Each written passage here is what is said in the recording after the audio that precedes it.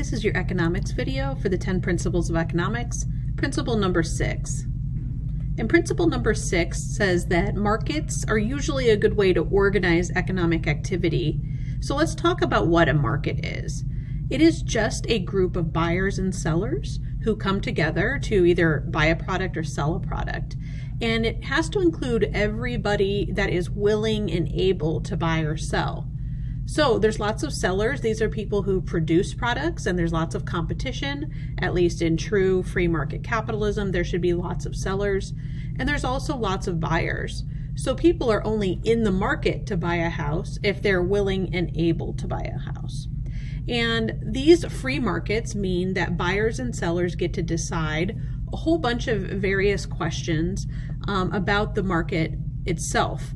And so the market organizes itself. You do not need the government to come in and tell people that you have to sell a certain product or you have to buy a certain product. So the market itself, the buyers and sellers, through trial and error, decide what types of goods to produce. A production company or a seller might decide to come up with a new invention or change up something that's been around for a while. They also have to decide how to produce them without the government telling them what the market demand is. They have to decide how to produce them and the quantity that they want to produce. And then once they've produced a certain amount, they also have to decide who gets to buy them, because sometimes your demand might not be the same as the amount of products that you produced.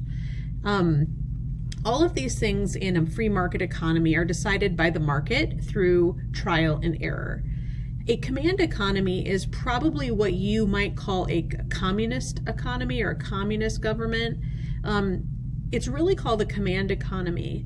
And what they do is the government hires economists to come up and centrally plan the economic activity. So together they study the markets, they decide how many rolls of toilet paper they need and how many pounds of ground beef, and then they assign that quantity to be made for the entire country. And that's why it's called command, because they are doing it in command. The government, typically a committee hired by the government, does that. We don't. One of the downsides to a market economy is that if you're a person selling a product, there is no guarantee that people are going to want to buy that. So you might create an invention that you think is amazing. You might spend your entire life savings producing it, but if people don't actually buy it, then you've just lost a bunch of money.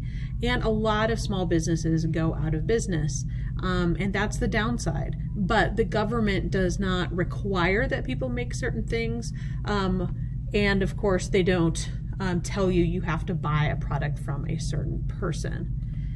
So for your next active learning, you're going to do these on paper. This one is active learning number 4. Most markets in the US are pretty free and they have very little government regulation. And this is what we want. We want markets that have a lot of competition, which means they have a lot of people selling the product and a lot of customers wanting to buy it. And that's what makes free market capitalism work. So I just randomly picked ice cream for this example, but for the first question, I want you to make a list of all of the places within 1 mile of your home that you could buy ice cream. And this is any type of ice cream, any ice cream based product that you can think of. Just make a list within 1 mile of your house.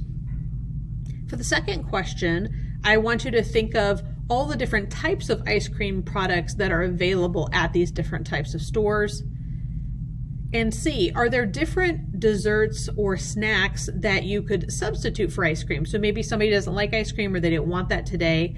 Are there things that are substitutes that could fill in for ice cream?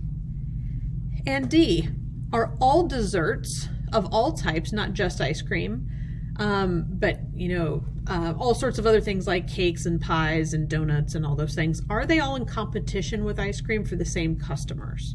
So go ahead and add those answers to your active learning.